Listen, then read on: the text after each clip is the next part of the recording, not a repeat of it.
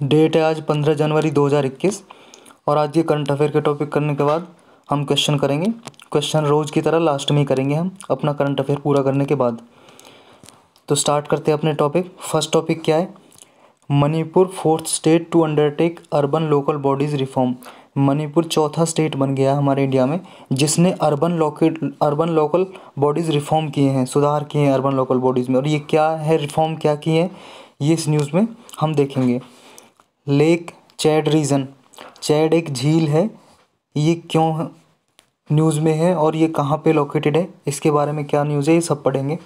Third news है lumpy skin disease, ये एक डिसीज़ है, किस वजह से फैलती है, क्यों न्यूज़ में है, इसके बारे में पढ़ेंगे। पोलर वर्टेक्स न्यूज़ में है, ये क्या है टर्म, इसे देखेंगे। Keep adultery a crime in the arm force, ये सुप्रीम कोर्ट ने अभी एग्री किया है। एडल्ट्री से रिलेटेड ये न्यूज़ है, एडल्ट्री क्या है और ये क्यों न्यूज़ में है, ये सब इसके बारे में देखेंगे। प्रधानमंत्री फसल बीमा योजना के 5 साल पूरे हो गए हैं इसलिए न्यूज़ में है, तो इसके बारे में पढ़ेंगे। नेक्स्ट है हमारी मकर विलाक्कू फेस्टिवल सीजन, ये कहाँ पे सेलिब्रेट किया जाता है और क्या होता है इसमें, क्यों न्यूज़ में है, इसे देखेंगे। स्पिंट्रोनिक्स न्यूज़ में इसे देखेंगे। और लास्ट वन है तेजस, इसके बारे में पढ़ेंगे। तो स्टार्ट करते हैं अपना लेक्चर। फर्स्ट क्या है?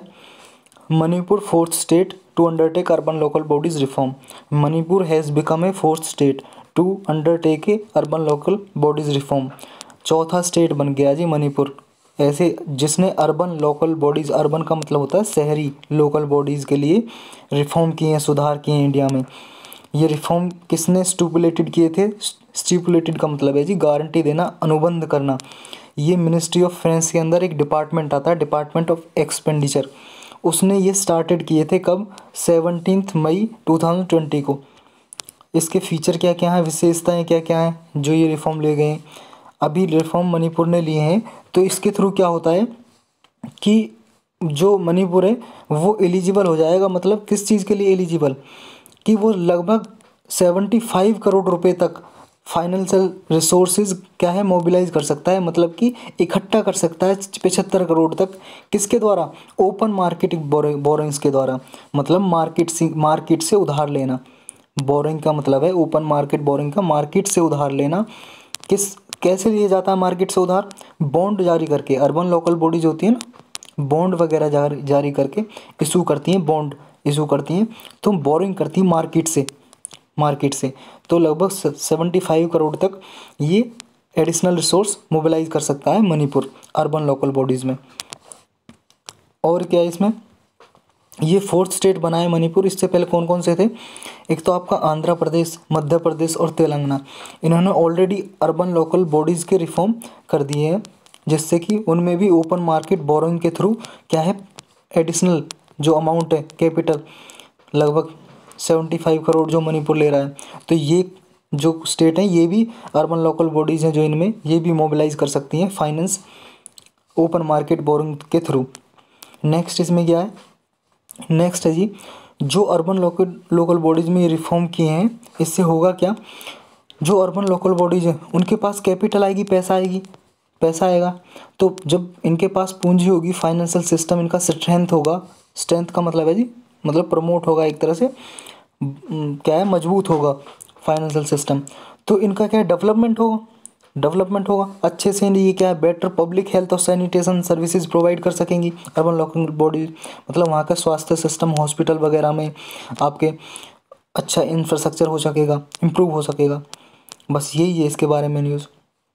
Good to create good civic infrastructure. Next है जी हमारी लेक चैड रीजन से। ये लेक का मतलब है जी झील, ये चैड झील है, एक लेक है, कहाँ पे? ये अफ्रीका में है, अफ्रीका कॉन्टिनेंट, अफ्रीका महाद्वीप में चैड रीजन है।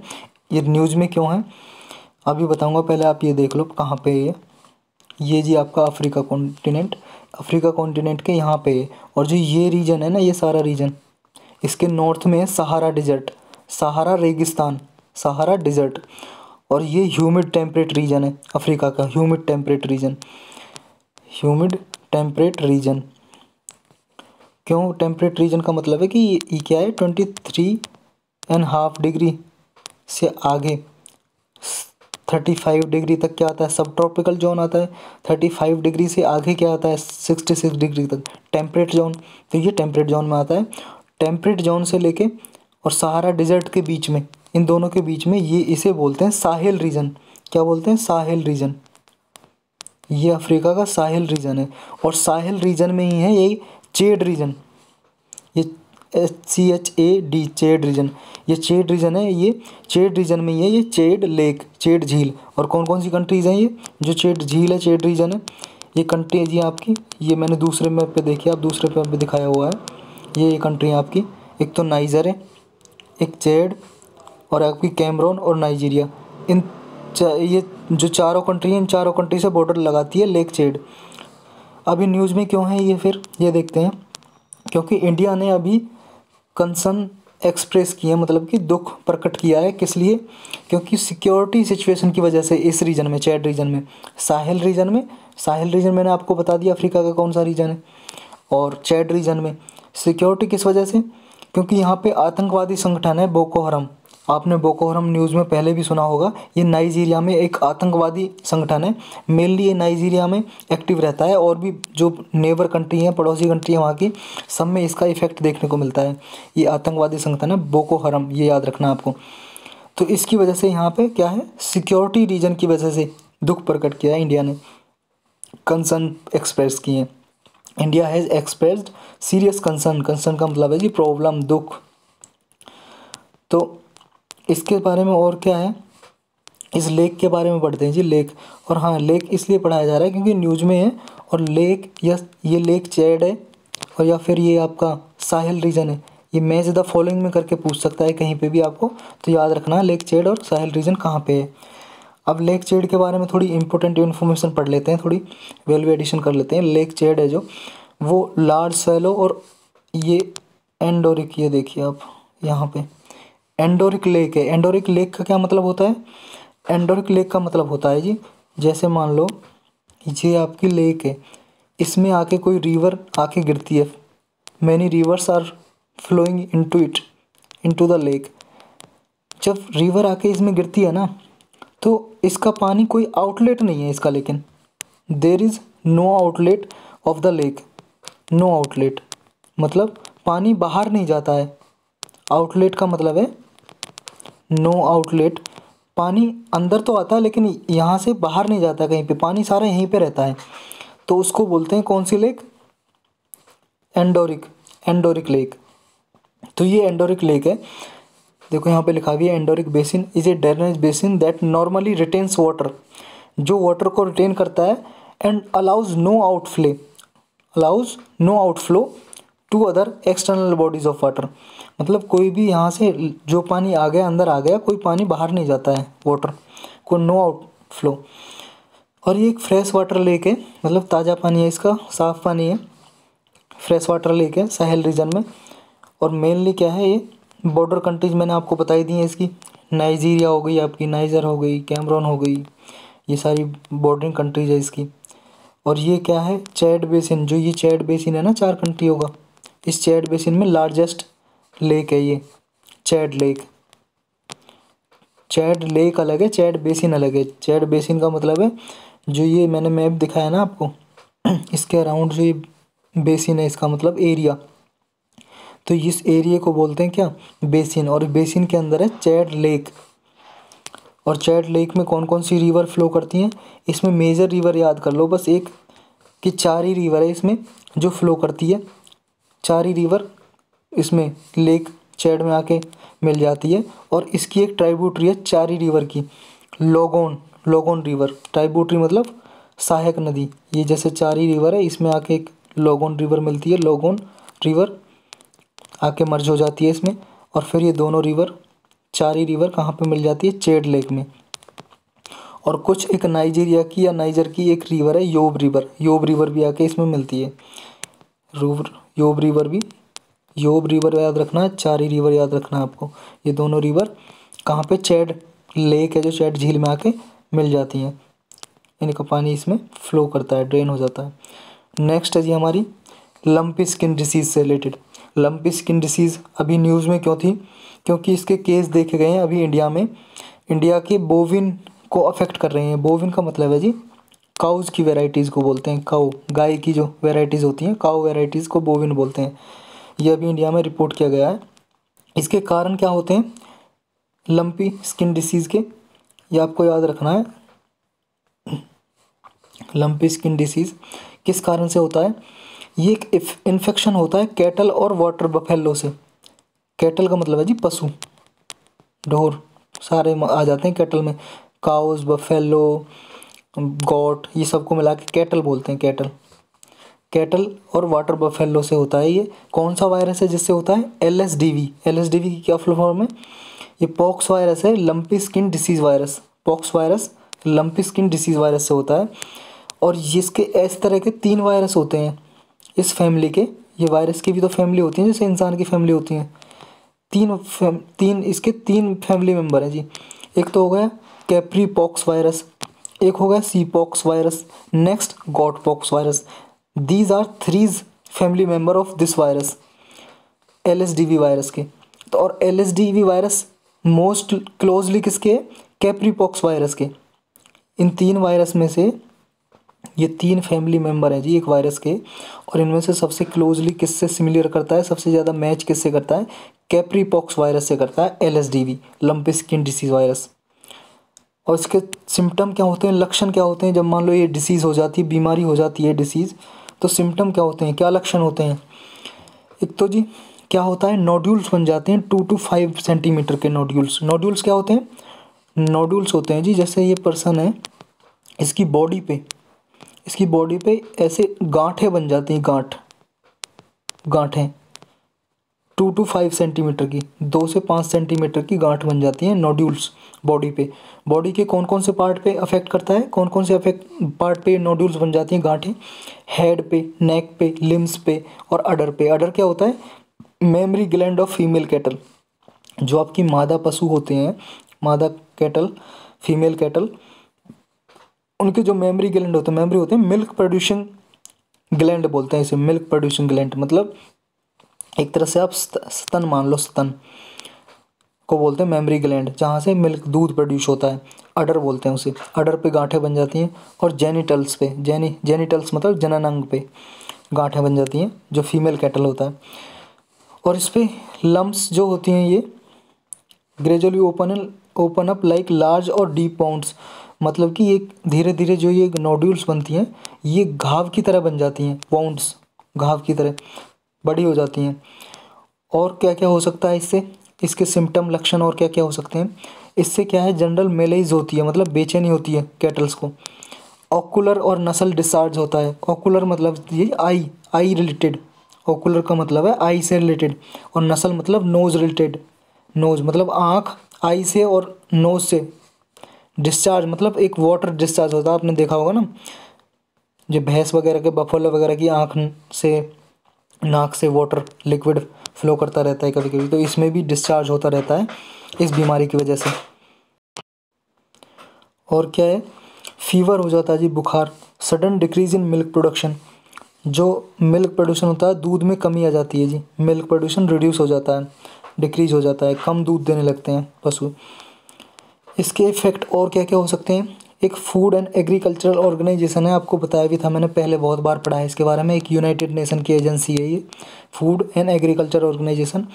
इसने इसकी रिपोर्ट के अनुसार इसने बताया है कि जो ये डिसीज़ है लंप स्किन डिसीज़, इसकी वजह से मोर्टेलिटी रेट है जो लेस देन 10% है। मतलब जो मृत्यु दर है ना, मोर्टेलिटी रेट का मतलब मृत्यु दर, इस बीमारी की वजह से 10% से कम मृत्यु होती है कैटल्स में, पशुओं में। अब वेक्टर्स का मतलब है जी ये कैसे फैलता है, स्प्रेड कैसे होता है, हाउ इट इज़ स्प्रेड। जो लंपी स्किन डिसीज़ है ये कैसे स्प्रेड कैसे होता है? स्प्रेड होता है जी थ्रू मॉस्किटोज़, फ्लाइज, मच्छर की वजह से, मक्खी की वजह से, एंड टिक्स बोलते हैं जी, चीचड़ी, हिंदी में चीचड़ी। पशुओं को चीचड़ी लग जाती है ना, जैसे छोटी छोटी सी होती हैं जी, ऐसे छोटी सी चीचड़ी, ticks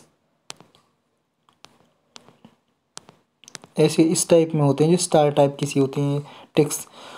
also through saliva and contaminated water and food, ये जो लार होती है पशुओं की उससे भी फैलता है, और जो कंटेमिनेटेड, जो खराब वाटर होता है, पानी और फूड, उसकी वजह से भी हो सकता है। अब इसके प्रिवेंशन कैसे किए जा सकते हैं, मतलब रोकथाम कैसे की जा सकती है प्रिवेंशन इस डिसीज़ की।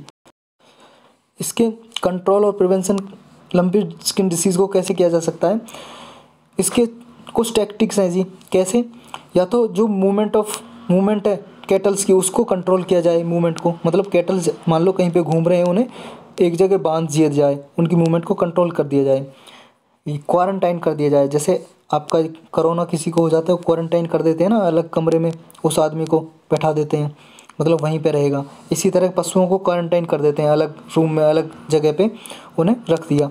या फिर वैक्सीनेशन करो, जैसे कोरोना में अगर मान लो वैक्सीन लग जाएगी तो क्या है, कोरोना कंट्रोल हो जाएगा। तो इसमें भी वैक्सीन लगाओ जी पशुओं को, कैटल्स को। स्लॉटर कैंपेन्स, या फिर जो पशुओं को जिसको लंपी स्किन डिसीज़ है उसे मार दो, स्लॉटर कर दो, मतलब मैनेजमेंट स्ट्रेटजीज, यही इसके टैक्टिक्स हैं जिसकी वजह से कंट्रोल और प्रिवेंट किया जा सकता है। जो इफ़ेक्ट हैं, ये सारे जो टैक्टिक्स हैं क्यों अपना रहे हैं कि मूवमेंट को कंट्रोल कर रहे हैं, क्वारंटाइन, वैक्सीनेशन कर रहे हैं, स्लॉटर या मार दे रहे हैं पशुओं को, क्यों? क्योंकि जिसकी कोई दवाई नहीं है। देखो जी, treatment, there is no treatment for the virus की कोई ट्रीटमेंट नहीं है। जैसे कोरोना का है, कोरोना का कोई ट्रीटमेंट थोड़ी नहीं है। दूसरी बीमारी की जो दवाइयाँ हैं, मेडिसिन्स हैं, वो दी जाती हैं इसमें कोरोना में। अभी भी जो वैक्सीन आएगी आपकी कोरोना की, वो वैक्सीन आएगी टीका, मतलब जिसके लगाने से क्या है, कोरोना हो जाएगा तो इफेक्ट नहीं करेगा। लेकिन अभी कोरोना की कोई दवाई नहीं बनी है कि मान लो कोरोना हो जाए, कोरोना के लिए ये टैबलेट दे दी और कोरोना ठीक हो जाएगा ना।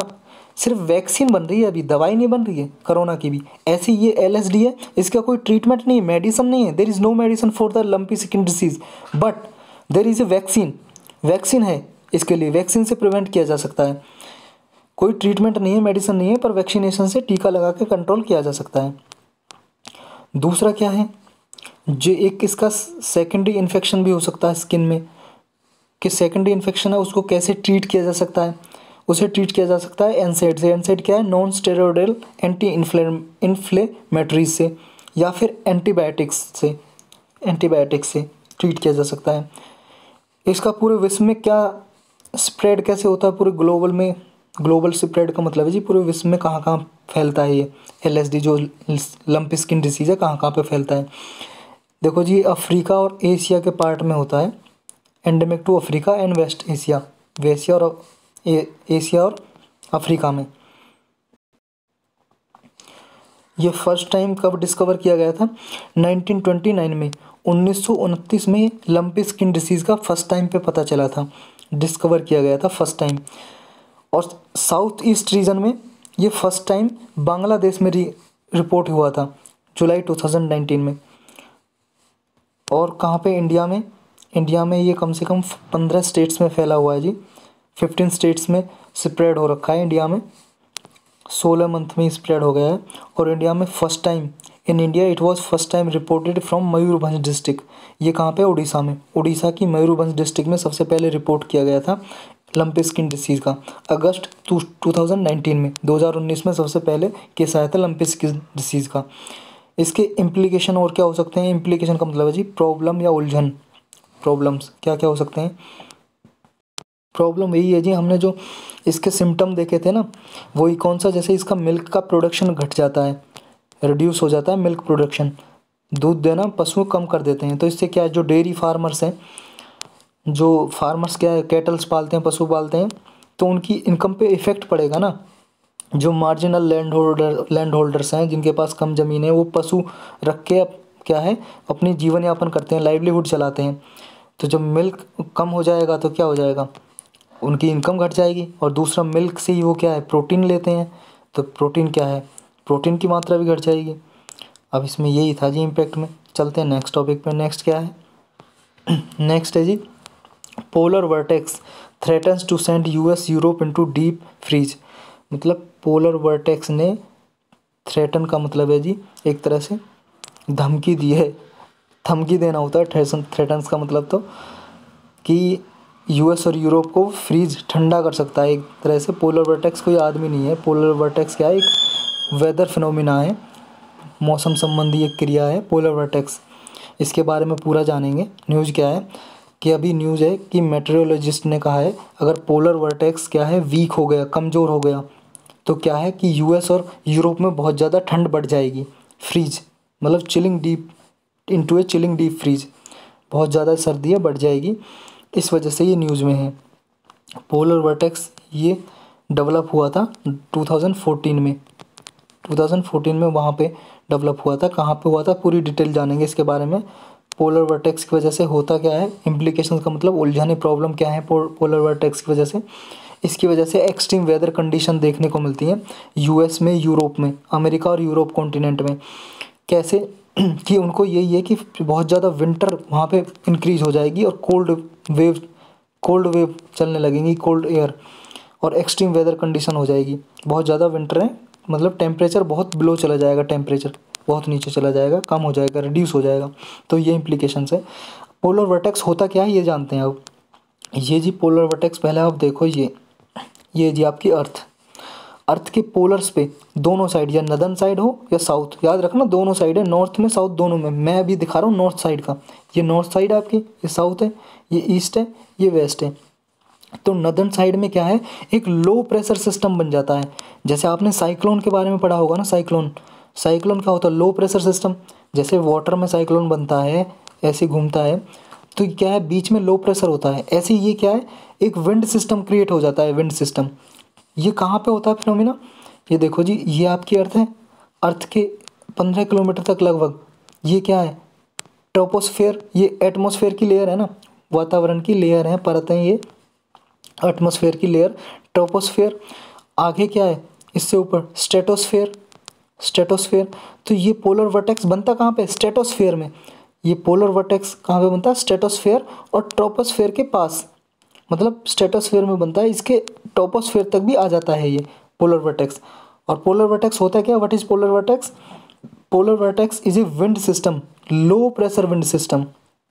लो प्रेशर विंड सिस्टम होता है, मतलब दबाव कम होता है और विंड सर्कुलेट करती हैं पोलर पे। ये पोलर पे बहुत बड़ी मात्रा में बन जाता है, ये छोटा सा नहीं है, बहुत बड़ा है ये। तो विंड ऐसे घूमने लगती हैं। देखो वर्लिंग कौन बन जाता है, वर्लिंग का मतलब है rotating low pressure system poles पे। इससे होता क्या है, इससे होता है ये बनता क्यों, पहली बात तो ये बनता इसलिए क्योंकि टेम्परेचर कॉन्ट्रास्ट की वजह से between the polar region and mid latitude. इसका मतलब समझते हैं, जैसे ये अर्थ है ना, ये पोलर रीजन है, ये मिड लैटिट्यूड है, ये आपका इक्वेटर है, दोनों साइड मिड लैटिट्यूड, ये पोलर। तो ये मिड लैटिट्यूड और जो पोलर रीजन है उसमें जो टेम्परेचर डिफरेंस होता है, कॉन्ट्रास्ट का मतलब है जी comparison, contrast, temperature contrast, comparison या फिर डिफरेंस। इनके टेम्परेचर के कॉन्ट्रास्ट की वजह से, पोलर और मिड लैटिट्यूड की वजह से, इनमें जो टेम्परेचर कॉन्ट्रास्ट होता है, तापमान का डिफरेंस होता है, तापमान की एक तरह से कंपेरिजन की वजह से, मतलब कम या ज़्यादा जहाँ पे होता है ना टेम्परेचर, उसकी वजह से ये बनता है पोलर वर्टेक्स। और जब पोलर वर्टेक्स बनता है ना, ये पोलर वर्टेक्स, तो क्या होता है, जैसे पोल्स पे बन रहा है, तो इसके फीचर्स में जानते हैं हम कि ये स्ट्रेटोस्फेयर में स्पिन कर रहा है अभी। जैसे ये बन गया आपका, और यहाँ पे पोलर है, पोलर रीजन है, और ऊपर ये आपका पूरा ढंग से बनाते हैं जैसे, ये देखो, ये आपकी अर्थ, ये आपकी ट्रोपोस्फेयर, ये है आपका स्ट्रेटोस्फेयर, ये लेयर, यहाँ पे ये बन रहा है पोलर वर्टेक्स पोल्स के ऊपर। Wind system, low pressure wind system, तो रोटेट कर रही है विंड रोटेट कर रही है।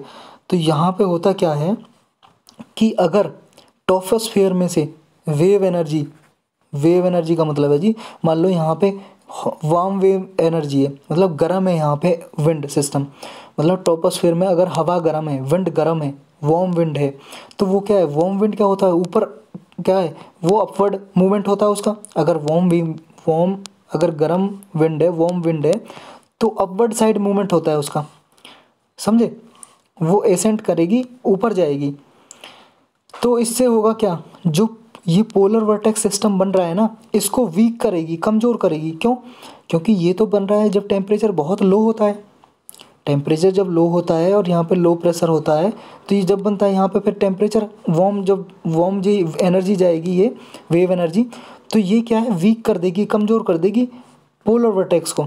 और इसकी वजह से क्या है, जब ये कमज़ोर हो जाएगा तो ये क्या है, जो आर्टिक विंड, आर्टिक सर्कल से विंड आ रही होते हैं, देखो यहाँ पे ये आपका यूएस है, ये जब पोलर वर्टेक्स बन जाता है तो ये आर्टिक रीजन है ना, इससे कोल्ड वेव आ रही होती हैं, उनको रोक लेता है जब ये स्ट्रॉन्ग रहता है।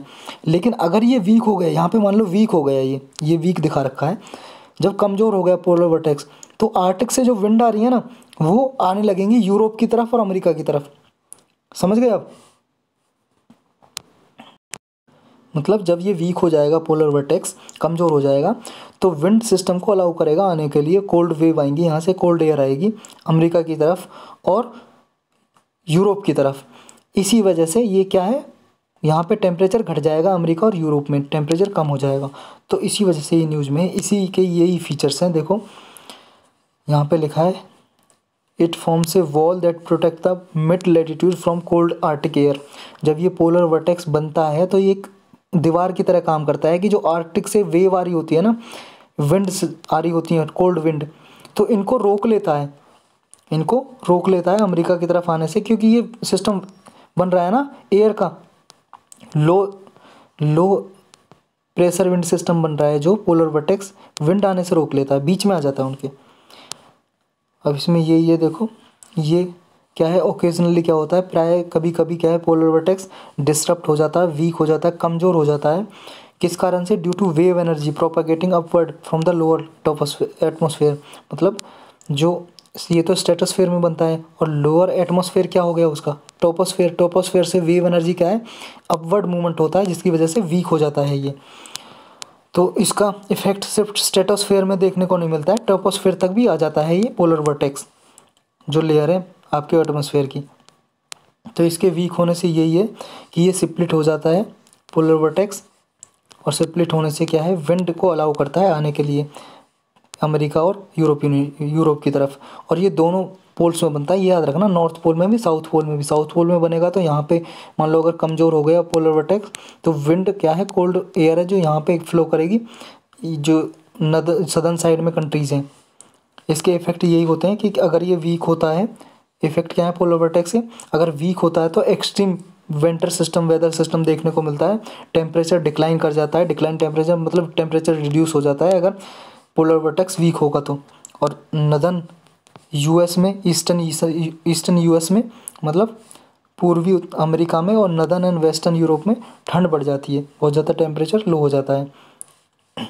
और क्या है इसमें कि ये जब पोलर वर्टेक्स क्या है, वीक होगा और स्ट्रेटोस्फेरिक वार्म होगा, जब क्या है वेव एनर्जी जाएगी तो वार्म होगा ना, गर्म होगा स्ट्रेटोस्फेरिक, मतलब लेयर है जो एटमॉस्फेयर की, ये टोपोस्फेयर या स्ट्रेटोस्फेयर में गर्मी होगी, थोड़ी गर्मी बढ़ जाएगी, टेम्परेचर बढ़ जाएगा, जिसकी वजह से क्या है, जो आर्कटिक रीजन है आपका वो भी वार्म होगा उसकी वजह से।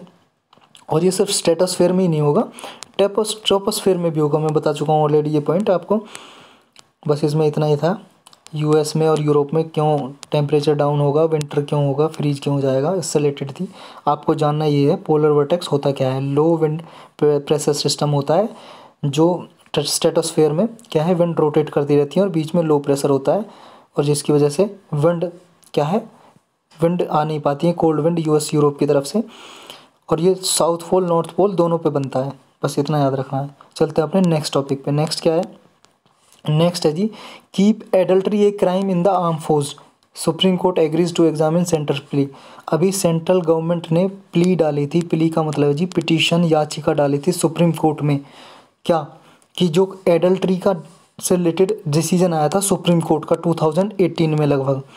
इसमें क्या कहा था सुप्रीम कोर्ट ने, पहले तो आप एडल्ट्री जानो, एडल्ट्री क्या होता है। एडल्ट्री स्पेलिंग क्या है, ये एडल्ट्री होता क्या है, एडल्ट्री है जी आपका, देखो ये ए पर्सन है, ये मेल है, आदमी है, ये क्या है, ये बी पर्सन है, ये भी मेल है, ये सी है, ये फीमेल है, ये इसकी वाइफ है, बी की वाइफ है सी, समझे, ये दोनों हस्बैंड वाइफ हैं, ये हस्बैंड है, ये वाइफ है, ये फीमेल है तभी तो वाइफ है ना। तो क्या है, अगर ए संबंध बनाता है सी से, शारीरिक संबंध बनाता है सी से। तो बी की वाइफ है, तो सी संबंध बना रहा है, सी जो वाइफ है ए से संबंध बना रही है, शारीरिक संबंध ए से। तो इसी को बोलते हैं एडल्ट्री। जब कोई पर्सन पर स्त्री से संबंध बनाए, दूसरी स्त्री से फिजिकल रिलेशन बनाए, तो उसी को एडल्ट्री बोला जाता है। और सुप्रीम कोर्ट ने जजमेंट आया था लगभग 2018 में सुप्रीम कोर्ट का, ये दिया है आईपीसी हमारा इंडियन पीनल कोड के 497 सेक्शन 497 में। उसमें दिया गया है कि अगर कोई पर्सन दूसरे की पत्नी से ऐसे मान लो सी से ये अवैध संबंध बना रहा है, मतलब संबंध बना रहा है, फिजिकल रिलेशन कर बना रहा है, तो ये क्या था, क्राइम माना जाता था। किसमें, सेक्शन 497 में। ये आईपीसी एक इंडियन पीनल कोड है जी, उसका सेक्शन 497 है, उसके अंदर क्राइम माना जाता था, मतलब अपराध। लेकिन सुप्रीम कोर्ट ने जजमेंट में अपने में कहा कि ये क्राइम नहीं है, ये क्रिमिनल ऑफेंस नहीं है, अपराध नहीं है। लेकिन हाँ, इसके बेस पे कि ये जो सी जो वाइफ है किसकी, बी की, ये बी इसके बेस पे तलाक ले सकता है, डिवोर्स ले सकता है, लेकिन क्राइम नहीं माना जाएगा, अपराध नहीं माना जाएगा। कि अगर ये मान लो दोनों अपनी मर्जी से संबंध बना रहे हैं तो अपराध नहीं माना जाएगा, ये सुप्रीम कोर्ट ने कहा था। लेकिन अभी न्यूज़ क्या है, न्यूज़ सेंट्रल गवर्नमेंट ने प्ली लगाई थी, पिटीशन याचिका लगाई थी सुप्रीम कोर्ट में कि इस डिसीजन से जो आर्म फोर्स के पर्सनल हैं, मतलब कर्मचारी हैं जो मिलिट्री में, नेवी, आर्मी, एयरफोर्स में, उनको इस डिसीजन से बाहर रखा जाए। कैसे, कि अगर वो कोई संबंध बनाए किसी दूसरे की वाइफ से, अपने कुलूग की वाइफ से। होता क्या है, मान लो अगर ये दोनों पर्सन ए बी आर्मी में है और आर्मी में ये बी की जो वाइफ है सी ये बी के साथ रहती है, तो क्या संबंध बना लेते हैं, फिजिकल रिलेशन अपनी कुलीग की वाइफ के साथ। तो इस गवर्नमेंट ने कहा है इसको क्राइम समझा जाए, आर्म फोर्स को इस डिसीजन से अलग रखा जाए, इसलिए। और सुप्रीम कोर्ट ने ये मान लिया है। सुप्रीम कोर्ट ने कहा है कि ठीक है, जो आर्म फोर्स है उसको इसमें क्राइम समझा जाएगा इस सेक्शन के थ्रू। क्यों गवर्नमेंट ने ऐसा क्यों कहा है, गवर्नमेंट ने इसलिए कहा है कि जो ऑलरेडी जो आर्म फोर्स है हमारी, जो मिलिट्री है, उसके लिए अलग से एक्ट बने हुए हैं, 3 एक्ट बने हुए हैं जी। ये यहाँ पे कहीं लिखे होंगे आपके, navy act, army act, air force act. देखो ये इसलिए बोला है कि सेंटर ने क्या आर्गूमेंट दिया था, कहा था कि जो वर्डिक्ट है आर्म फोर्स के, जो वर्डिक्ट दिया था सुप्रीम कोर्ट ने 2018 में कि एडल्ट्री अब क्राइम नहीं रहेगा, adultery is no more a crime under section 497 of Indian penal code. मतलब जो इंडियन पीनल कोड है 497 सेक्शन है उसका, उसके अंदर एडल्ट्री क्राइम नहीं समझा जाएगा। ये जजमेंट दिया था सुप्रीम कोर्ट ने। लेकिन सेंटर ने कहा इसकी वजह से जो पर्सनल है ना, अगर ये क्राइम समझा जाएगा, अगर ये क्राइम समझा जाएगा आर्म फोर्स के लिए, मिलिट्री के लिए, तो जो पर्सनल है, जो कर्मचारी हैं, मतलब जो काम कर रहे हैं आर्म फोर्स में, मिलिट्री में, जो सिर्फ मतलब सोल्जर्स हैं, उनको क्या है, can be cashiered from the service. Cashiered का मतलब है जी बर्खास्त करना, निकाल देना। उन्हें सर्विस से निकाला जा सकता है इसके बेसिस पे कि उन्होंने कुलीग की वाइफ के साथ एडल्ट्री मतलब संबंध बनाए हैं। उनके अनबिकमिंग कंडक्ट समझा जाएगा। अनबिकमिंग कंडक्ट का मतलब है अशोभनीय बर्ताव, बैड बिहेवियर। तो समझ आया। मैं एक बार आपके लिए पढ़ देता हूँ कि personnel can be cashiered from the service on the grounds of unbecoming conduct for the committing adultery with a colleague's wife. अगर वो कुलीग्स की, अपने जो साथी है, कुलीग का मतलब है जी साथी, जो दोनों सोल्जर हैं वो अपने साथी की वाइफ के साथ मान लो वो रिलेशन बना रहा है, फिजिकल रिलेशन, तो उसको बर्खास्त किया जा सकता है। उसको गवर्नमेंट, आर्मी का है तो आर्मी बर्खास्त कर सकती है, मतलब कैसियर्ड मतलब हटा सकती है, रिमूव कर सकती है उसे फौज में से, ये लगा लो आप। तो इसकी ज़रूरत क्यों पड़ी, सुप्रीम ये सेंटर ने कहा, सेंट्रल गवर्नमेंट ने कि सोल्जर को गवर्न करने के लिए उनके लिए अलग से स्पेशल लेजिस्लेशन बने हुए हैं। लेजिस्लेशन का मतलब है लॉ, कानून बने हुए हैं। आर्मी एक्ट है, नेवी एक्ट है, एयरफोर्स एक्ट है, इनके थ्रू गवर्न होते हैं। तो अब सुप्रीम कोर्ट का 2018 का जजमेंट क्या था ये मैंने बता ही दिया आपको। यह इंडियन पीनल कोड का 497 सेक्शन है जिसके थ्रू एडल्ट्री क्या है, एक ऑफेंस समझा जाता था, पनिशेबल ऑफेंस फॉर मैन, मतलब आदमी के लिए समझा जाता था। जैसे मान लो ये ए बी और सी, ये मेल है, ये फीमेल, ये भी मेल है और ये फीमेल है सी, मतलब ये हस्बैंड वाइफ है दोनों। बी की वाइफ है सी, तो बी क्या है, ए के खिलाफ अब क्या है कोर्ट में केस कर सकता था। अगर ए ए सी से संबंध बनाता है, फिजिकल रिलेशन बनाता है, तो ए को ही सज़ा हो सकती थी इस एक्ट के थ्रू। सुप्रीम कोर्ट ने इसलिए हटाया इस सेक्शन को 497 को, क्योंकि इसके अनुसार इस 497 है जो इसके अकॉर्डिंग सिर्फ मेल को ही सज़ा हो सकती थी।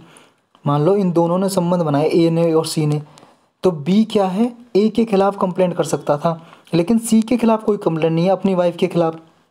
तो ये क्या, सुप्रीम कोर्ट ने कहा ये डिस्क्रिमिनेशन है मेल के अगेंस्ट, क्योंकि फीमेल को इसमें आज़ादी दी गई है कि फीमेल के लिए कोई अपराध नहीं माना जा रहा है ये पनिशेबल ऑफेंस, इसलिए हटाया था सुप्रीम कोर्ट ने।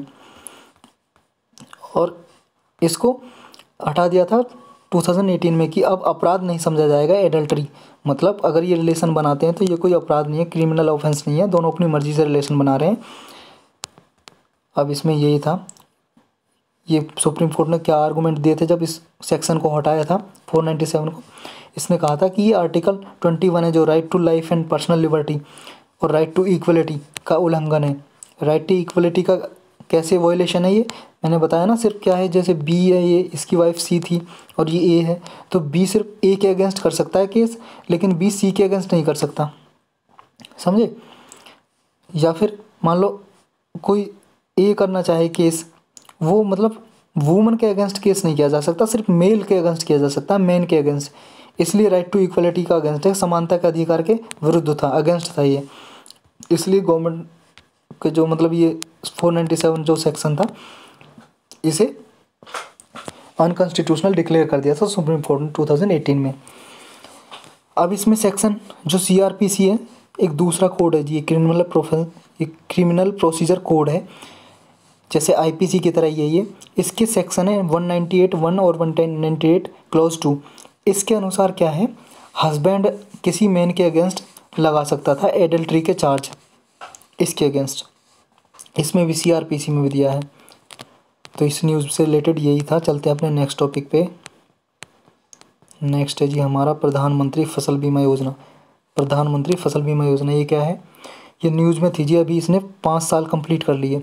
ये कब शुरू की गई थी, 2016 में लॉन्च की थी गवर्नमेंट ने, और 5 ईयर पूरे कंप्लीट हो गए हैं इसके, इसलिए न्यूज़ में है ये। इससे पहले प्रधानमंत्री फसल बीमा योजना है जो आपकी, इससे पहले 2 स्कीम चला करती थी, दोनों स्कीमों को मर्ज कर दिया 2016 में। मर्ज का मतलब है जी मिला दिया, दोनों स्कीम को ऐड कर दिया 2 स्कीम्स को। कौन कौन सी, national agriculture insurance scheme NAIS and एक modified national agriculture insurance scheme, इन दोनों स्कीमों को मर्ज करके मिला के एक स्कीम बनाई गई प्रधानमंत्री फसल बीमा योजना। ये किस लिए बनाई गई, ताकि जो फार्मर है ना उसकी क्रॉप का इंश्योरेंस किया जा सके, मतलब बीमा किया जा सके, इंश्योरेंस, कि उसकी फसल मान लो ख़राब हो जाए किसी वजह से, ओले पड़ जाए मान लो, या फिर साइक्लोन आ जाए, या फिर बाढ़ आ जाए, फ्लड आ जाए, तो अगर क्रॉप ख़राब हो जाए, डिस्ट्रॉय हो जाए, क्रॉप ख़राब हो जाए, तो उसको बीमा मिल सके, इंश्योरेंस हो सके, उसका पैसा मिल सके, इसलिए। और ताकि प्रीमियम रिड्यूस हो सके। प्रीमियम क्या होता है जी, फार्मर का प्रीमियम रिड्यूस कर हो सके। इसमें क्या है प्रीमियम, जैसे मान लो आप इंश्योरेंस कराते हो ना, अपना हेल्थ का इंश्योरेंस कराते हो आप, तो जब इंश्योरेंस कराते हो किसी भी कंपनी से, कोई भी एजेंसी है, मान लो LIC से कराया आपने insurance, life insurance company corporation, life insurance corporation का एक कंपनी है ये, मान लो इससे इंश्योरेंस कराया आपने, तो क्या है, आपने हेल्थ इंश्योरेंस कराया है, तो हर साल आप ना, हर साल या हर महीने कुछ पैसे देते हो इंश्योरेंस के लिए, कि मान लो आपने 100 रुपये हर महीने दे रहे हो या 1000 रुपये साल में दे रहे हो, और इसके बदले ये क्या है, मान लो 30 साल का इंश्योरेंस है यहाँ पर, 30 ईयर का इंश्योरेंस बीमा, तो 30 साल बाद का मान लो आपने 5 लाख रुपए का इंश्योरेंस कराया है, और उसका प्रीमियम है कि आपको सिर्फ 200 रुपये या 1000 रुपये देने हैं, और हम क्या है 5 साल बाद आपको 5 लाख रुपए दे देंगे, या फिर जब भी आप बीमार हो गए आपकी बीमारी का सारा खर्चा जो इंश्योरेंस कंपनी है वो देगी। तो ये होता है इंश्योरेंस आपका, और इसमें प्रीमियम देना पड़ता है, जो राशि देते हैं ना इंश्योरेंस के लिए उसे बोलते हैं प्रीमियम। तो ये फार्मर के प्रीमियम को रिड्यूस करने के लिए, कम करने के लिए ये स्कीम चलाई गई। अभी किस किस को कवर करती है, ये कवर करती है सारे, मतलब ऑल फूड और ऑल सीड्स क्रॉप को, मतलब चाहे कोई गेहूँ उगा रहा है, चावल उगा रहा है, सारी क्रॉप्स कवर होती हैं इसमें, चाहे ऑयल सीड्स, तेल ये फसलें जैसे सरसों हो गई आपकी, मस्टर्ड या तिल हो गया आपका, ये सारी क्रॉप, या हॉर्टिकल्चर को भी इंक्लूड करती है। हॉर्टिकल्चर कौन सी क्रॉप होती है, मतलब जो वेजिटेबल, फ्लावर या फ्रूट या नट्स मतलब बादाम, काजू वगैरह, एलमंड्स आपके होते हैं ना, कैश्यू नट्स, ये वगैरह उगाते हैं, क्रॉप कल्टीवेशन करते हैं इनकी, वो हॉर्टिकल्चर में आते हैं। तो सारी फसलें इसमें लगभग इंक्लूड हैं इस इंश्योरेंस के अंडर। पहले हमारी प्रधानमंत्री फसल बीमा योजना शुरू की गई थी, उसके बाद 2.0 मतलब इसका दूसरा फेज शुरू किया। तो पहले जब ये शुरू की गई थी ना प्रधानमंत्री फसल बीमा योजना, तो कुछ फार्मर थे, सम फार्मर्स को वॉलंटरी इसे अडॉप्ट करना था कि वॉलंटरी अगर वो इंश्योरेंस कराना चाहें अपनी मर्ज़ी से, वॉलंटरी का मतलब होता है जी अपनी मर्ज़ी से कराना चाहें तो इंश्योरेंस करा सकते हैं। लेकिन कुछ फार्मर के लिए कंपलसरी था, कंपलसरी का मतलब है जी अनिवार्य है कि इन्हें करवाना ही है। लेकिन 2020 से जो खरीफ का सीज़न स्टार्ट हुआ उससे सारे 100% फार्मर के लिए वॉलंटरी कर दी गई, मतलब अपनी मर्ज़ी से, on its own they can choose, मतलब फार्मर्स अपनी मर्ज़ी से वॉलंटरी चूज़ कर सकते हैं कि उन्हें इंश्योरेंस कराना है नहीं कराना। तो कम्प्लीटली वॉलंटरी है, अब ये याद रखना स्टेटमेंट पर आ जाए तो कम्प्लीटली वॉलंटरी है 100%। 2020 के खरीफ सीज़न से, खरीफ सीज़न क्या है जी आपको पता होगा, 3 क्रॉप होती हैं जी, खरीफ की, रबी की और आपकी होती है जायद क्रॉप। खरीफ सीज़न होता है जी जब मानसून स्टार्ट होता है ना खरीफ सीज़न में, जैसे इसमें चावल की खेती होती है, पैडी कल्टीवेशन। और रबी की क्रॉप होती है, रबी की होती है विंटर सीजन में, जैसे गेहूँ, वीट बोया जाता है, मस्टर्ड सरसों जिस टाइम पे, वो बोलते हैं रबी क्रॉप। और जायद होता है इन दोनों के बीच का, जब मार्च के से लेके मानसून सीजन तक, जून तक लगभग। तो इसमें जो उगाए जाते हैं, मान लो आपके तरबूज हो गया, कचड़ा हो गया, मतलब खरबूजा हो गया, या फिर आपके हो गया आपके तोरी वगैरह, ये जो होती है ना फसल क्रॉप, इनको बोलते हैं जायद सीज़न वाली क्रॉप। तो ये 2020 के खरीफ सीज़न से स्टार्ट की गई। और इसमें क्या लिमिटेशन लगाई गई क्या कि सेंट्रल गवर्नमेंट जो सब्सिडी देगी ना वो कितनी देगी, 30% देगी, किसके लिए, अनइरिगेटेड एरियाज़ के लिए। मतलब अनइरिगेटेड का मतलब है जिस एरिया के लिए सिंचाई उपलब्ध नहीं है, मतलब पानी उपलब्ध नहीं है सिंचाई, उसके लिए। और इरिगेशन का मतलब होता है सिंचाई, खेत में पानी लगाने से संबंधित। और जो इरिगेटेड एरियाज़ हैं जहाँ पे सिंचाई उपलब्ध है, पानी उपलब्ध है, मान लो नहर वगैरह, कैनाल वगैरह हैं यहाँ पे, तो क्या है 25% उनको सब्सिडी देगी जहाँ पे पानी है, जहाँ पे पानी नहीं है वहाँ पे 30%।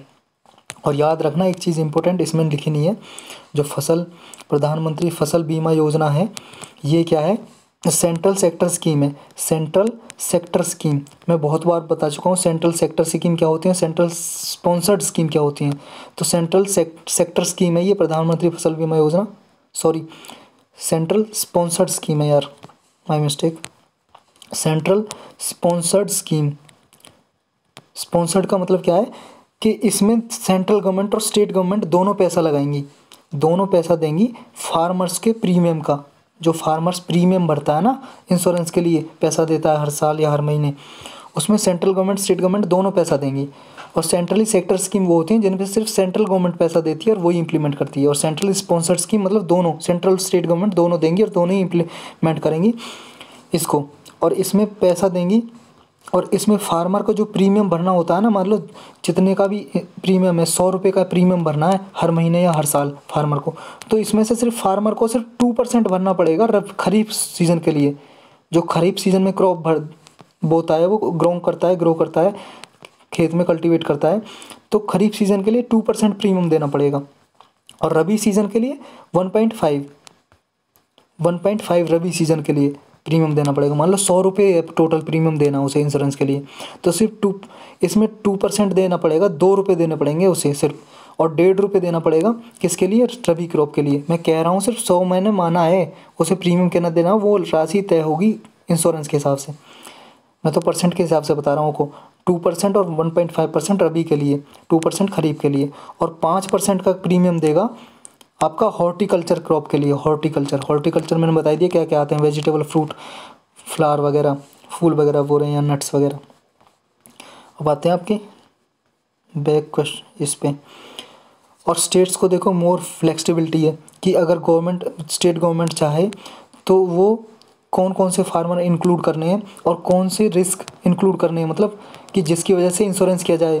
मान लो कोई क्लेमिटी आपदा आ जाए या फिर कोई सीजन एडवर्सिटी का सीज़न है या पोस्ट हार्वेस्ट लॉस, मतलब क्रॉप एक बार कल्टीवेट कर ली, क्रॉप ग्राउंड कर ली, उसके बाद जो लॉस होते हैं, मान लो कुछ फसल ख़राब हो जाती है तो किस किस को इंक्लूड करना, मतलब इंश्योरेंस में इंश्योरेंस किस किस का बीमा देना है, ये स्टेट गवर्नमेंट डिसाइड करेगी। दूसरा क्या है इसमें, पेनलाइजिंग द पेंडेंसी, मतलब कि इसका क्या मतलब है कि अगर स्टेट गवर्नमेंट मान लो 31 मार्च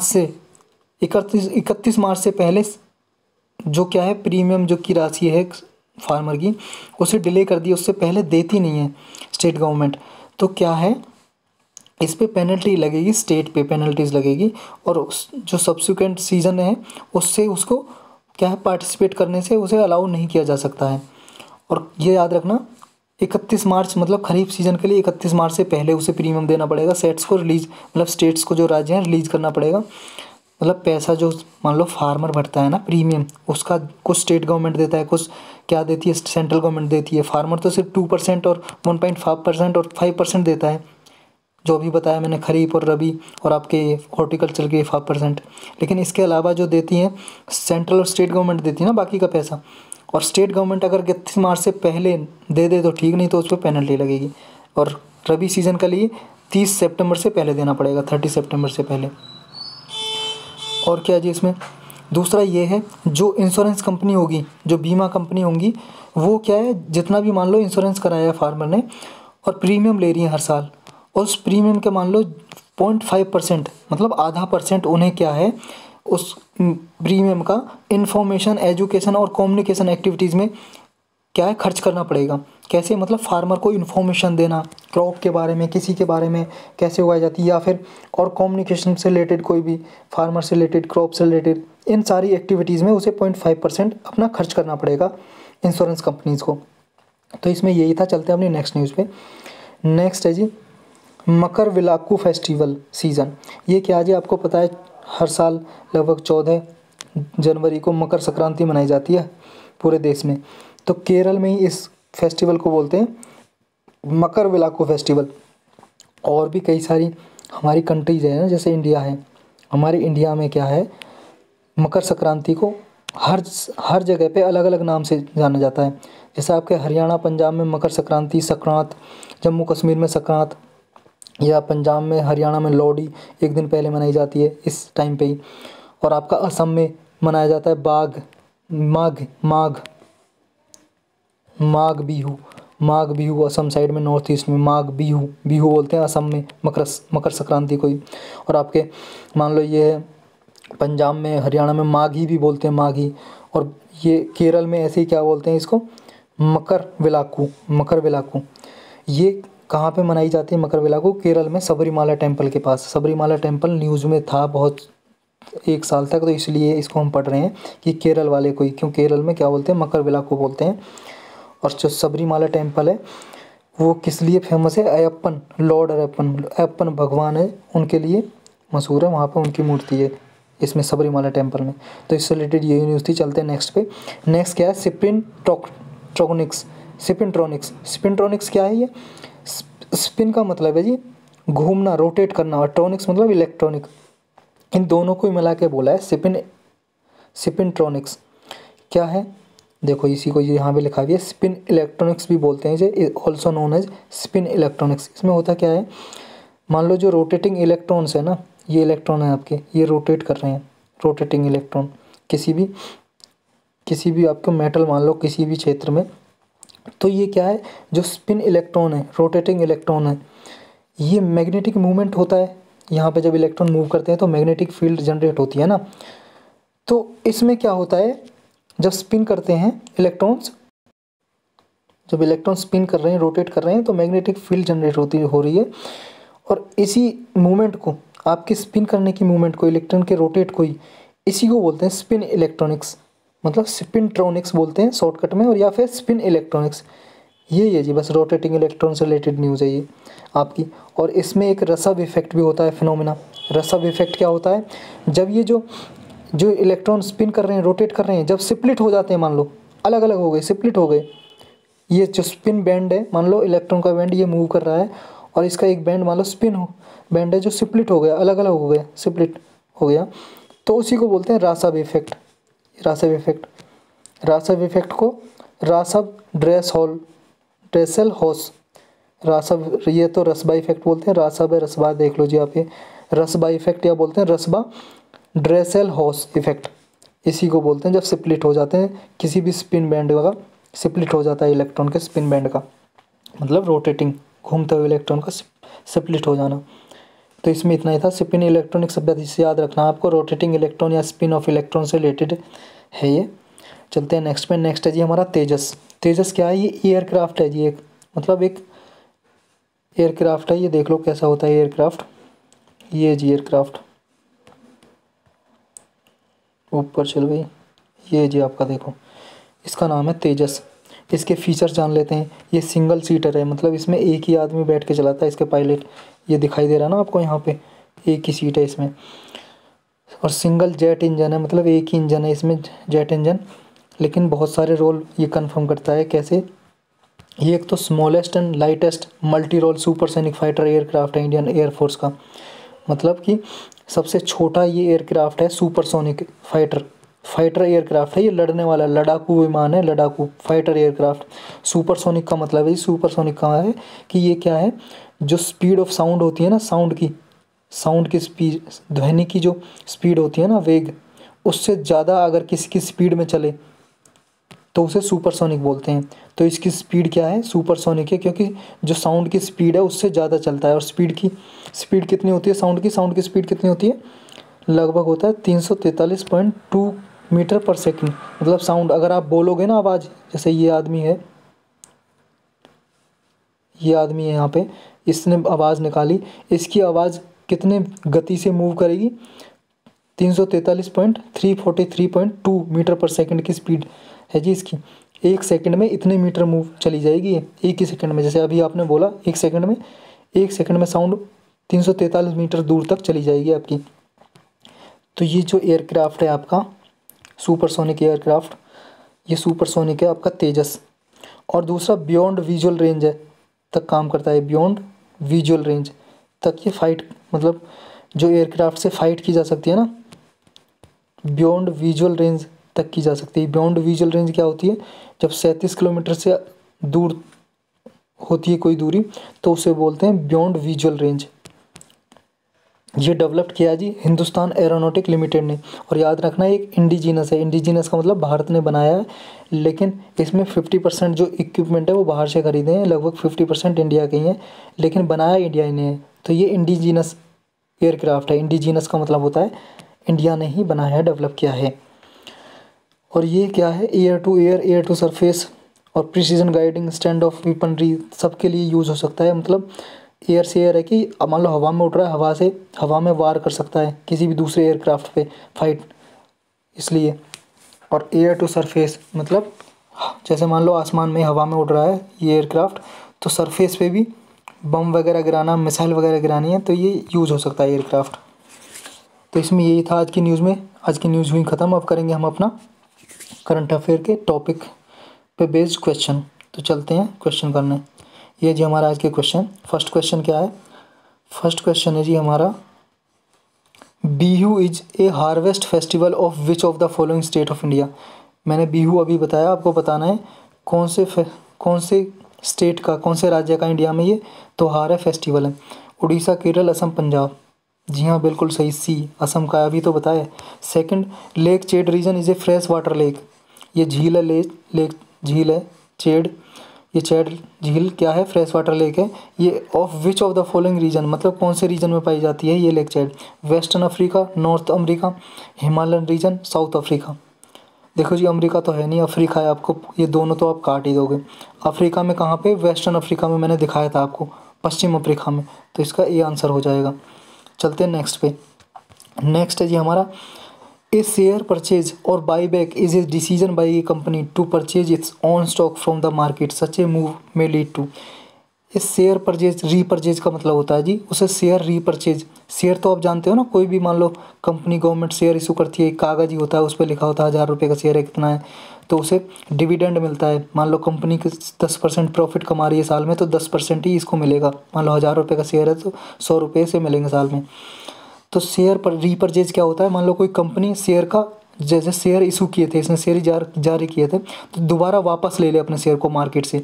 जिस भी मान लो ए पर्सन को दिए हैं, बोलते कि भाई साहब हमारे शेयर वापस दे जाओ, अपने पैसे ले जाओ, हमें शेयर नहीं देना, तो वापस ले लेती है। बाई बैक मतलब वापस ख़रीद लेती है कंपनी। तो ये डिसीजन में क्यों ख़रीदती है, ये क्या क्या प्रभाव पड़ते हैं, ये बताना आपको। स्टेटमेंट दी हुई है आपकी, ये स्टेटमेंट है जी आपकी। देखो फर्स्ट स्टेटमेंट क्या बोल रही है, it reduces the number of outstanding shares of the company. मतलब जो कंपनी के शेयर होते हैं उनको, उनकी मात्रा जो क्वांटिटी कम होती जो हो जाती है मार्केट में।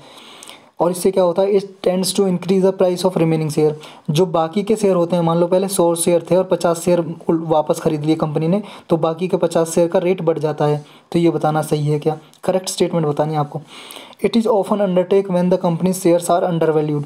ये जो प्रोसेस है कंपनी रीपरचेज अक्सर तभी करती है जब मान लो शेयर का दाम घटता जा रहा हो। तो बताना जी 1 2 सही है, 1 3 2 3 1 2 3। देखो जी फर्स्ट सही है, क्योंकि ये क्या है, जो कंपनी है अगर मान लो बाई बैक करेगी, कंपनी रीपरचेज करेगी, मान लो 100 शेयर थे 50 खरीद लिए, तो कंपनी के शेयर तो घट जाएंगे ना, 50 शेयर रह जाएंगे ना बस मार्केट में, तो रिड्यूस करेगी कंपनी के शेयर का, नंबर ऑफ शेयर को। बिल्कुल करेक्ट स्टेटमेंट है। लेकिन दूसरी क्या, दूसरी भी सही है। कैसे, it tends to increase the price. मतलब अगर मान लो 50 इसने शेयर के दाम खरीद लिए वापस, शेयर खरीद लिए वापस, तो जो 50 शेयर है ना, अब क्या है, कंपनी के शेयर की डिमांड बढ़ जाएगी, तो इसके शेयर का प्राइस अब बढ़ जाएगा, तो इंक्रीज हो जाएगा प्राइस। ये भी सही है। लेकिन तीसरा क्या, तीसरा भी सही है। It is often undertake company share are undervalued. जब कंपनी का दाम घट जाता है ना जी, मान लो कंपनी के 100 शेयर थे और कंपनी का शेयर का प्राइस पहले 1000 था और अब मान लो 900 हो गया, तो कंपनी क्या है, शेयर को बाई बैक कर लेती है ताकि कंपनी के शेयर्स की डिमांड बढ़े, इंक्रीज हो डिमांड, और डिमांड इंक्रीज होगी तो प्राइस बढ़ेगा। तो इसलिए क्या है, ये ऑफन कंपनी अपने शेयर्स को तभी खरीदती है, बाई बैक करती है, जब शेयर्स की जो प्राइस है वो अंडर वैल्यूड हो जाता है। समझे, तो ऑल ऑफ दी अबव ठीक हो जाएगा, डी ऑप्शन करेक्ट है। फिर अब क्या है, इससे फोर्थ पढ़ते हैं अपने। नेक्स्ट क्वेश्चन क्या है, India's average tariff increase to 14.3% in financial year 21 from 13% in financial year 2015 with the country's policy makers frequently using trade policy measures to.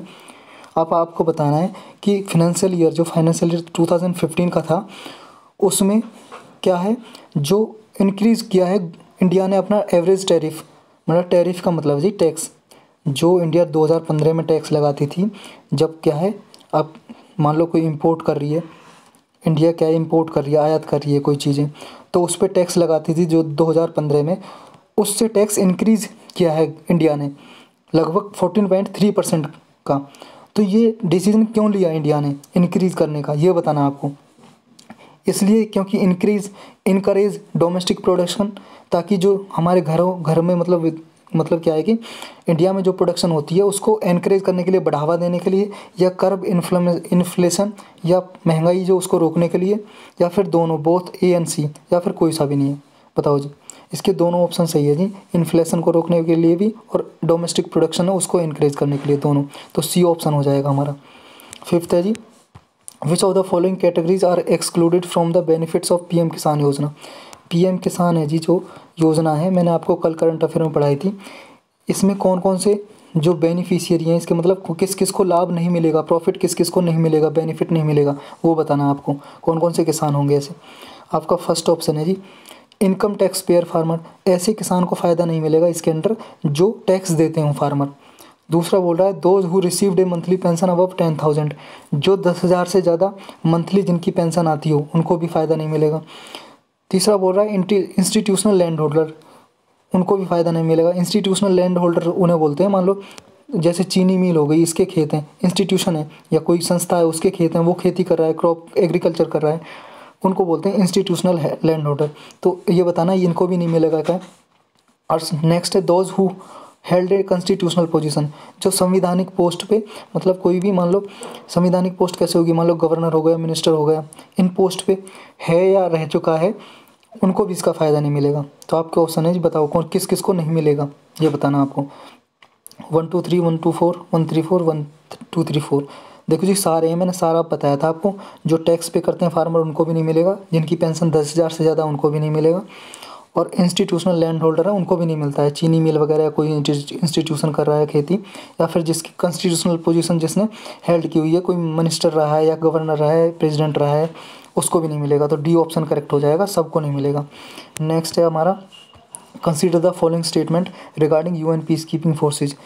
UN की पीस कीपिंग फोर्स है जी। यूएन में क्या है, कंट्रीज आर्मी वगैरह भेजती हैं, तो उसी को बोलते हैं पीस कीपिंग फोर्स। उससे रिलेटेड स्टेटमेंट है, आपको बतानी है करेक्ट स्टेटमेंट कौन सी है। फर्स्ट कह रही है, according to UN charter every member state is legally obligated to pay their respective share for peace keeping.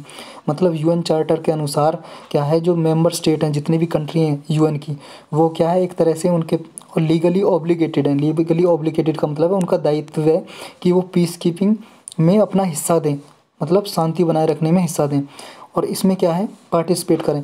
Second statement बोल रही है, ये सेकंड है जी, सेकंड कर लो। Peace keeping forces are contributed by the UN member states on a mandatory basis. मतलब जो कंट्री मान लो फोर्स भेजती है, आर्मी भेजती है अपनी यूएन के लिए, ताकि वर्ल्ड वाइड पीस एस्टेब्लिश, शांति बनाई जा सके, तो ये मैंडेटरी होता है कि हर कंट्री को अनिवार्य होता है। मैंडेटरी का मतलब अनिवार्य है कि भेजनी है फोर्स। तो आपको बताना है कौन सा स्टेटमेंट करेक्ट है। 1 2 दोनों है, दोनों गलत। देखो जी फर्स्ट बिल्कुल सही है, ये लीगली ऑब्लिगेटेड है, मतलब ये दायित्व है कंट्री का कि पीस कीपिंग में किसी भी तरह से पार्टिसिपेट करे, कोई भी मेंबर कंट्री है यूएन का। लेकिन ये मैंडेटरी नहीं है कि वो फोर्स भेजे, कि अपनी आर्मी वगैरह भेजे यूएन में, तो ये गलत हो जाएगा। तो first statement A correct answer हो जाएगा। सेकंड है, मतलब नेक्स्ट है जी हमारा, कंट्रीज बॉर्डरिंग सीरिया। मतलब सीरिया की कंट्री है जी जो, उससे कौन कौन सी कंट्री बॉर्डर लगाती हैं, किस किस कंट्री का बॉर्डर लगता है सीरिया से, ये बताना आपको। First Saudi Arabia, Iraq, Jordan, Lebanon, Turkey. बताओ जी आपके ऑप्शन है जी ये। 1 2 3 4 1 3 4 5 2 3 4 5 1 2 3 4 5 सारे बॉर्डर करते हैं। देखो जी इराक तो लगता है, जॉर्डन भी लगता है, लेबनान भी, टर्की भी। सऊदी अरबिया नहीं लगता है। तो ऑप्शन हो जाएगा 2 3 4 5, किस में जी, सी में। तो सी आंसर हो जाएगा। ये देखो जी मैप पे हमारा ये देखो ये लगे हुए हैं, ये जी आपका सीरिया, पेन चेंज कर लेते हैं, ये है सीरिया। सीरिया से यहाँ पे ये टर्की है, टर्की, ये इराक है, ये जॉर्डन है, और ये आपका लेबनान है, और ये आपका इजराइल भी बॉर्डर लगता है। इसमें इजराइल नहीं है। तो 5 कंट्री लगती हैं इसमें बॉर्डर सीरिया के। तो ये देखना आपको, क्योंकि बहुत बार क्वेश्चन वेस्ट एशिया से पूछा जाता है, यूपीएससी में भी, पीसीएस में भी। ये बहुत इंपॉर्टेंट है, याद रखना आपको। चलते हैं अपने नेक्स्ट क्वेश्चन पे, जो फाइनल क्वेश्चन है आज का, last. Consider the following statement regarding polar vertex से रिगार्डिंग आपको स्टेटमेंट दी हुई है, ये बतानी है कौन सी सही है। फर्स्ट कह रही है, these are low pressure areas. ये कम दबाव वाले क्षेत्र होते हैं। These are formed on north pole only. ये सिर्फ केवल जो नदन पोल है, उत्तरी ध्रुव है पृथ्वी का, वहीं पे बनते हैं क्या। करेक्ट स्टेटमेंट बतानी है। 1 2 दोनों करेक्ट हैं या दोनों गलत हैं। देखो जी पहला बिल्कुल सही है, मैंने आज ही पढ़ा है। लो प्रेशर सिस्टम है, विंड जो घूमती है नॉर्थ पोल पे, किसी पोल पे, वो लो प्रेशर सिस्टम होता है, बीच में लो प्रेशर होता है, कम दबाव। लेकिन सेकंड गलत है, मैंने बताया था दोनों पोल पे बनते हैं, नॉर्थ हो या साउथ हो। इसमें लिखा नॉर्थ पोल ओनली, तो ए करेक्ट आंसर हो जाएगा। तो ए आंसर है इसका। तो आज के डिस्कशन में सिर्फ इतना ही है। Thanks for watching. कल मिलते हैं जी फिर, तब तक के लिए इंतज़ार करिए।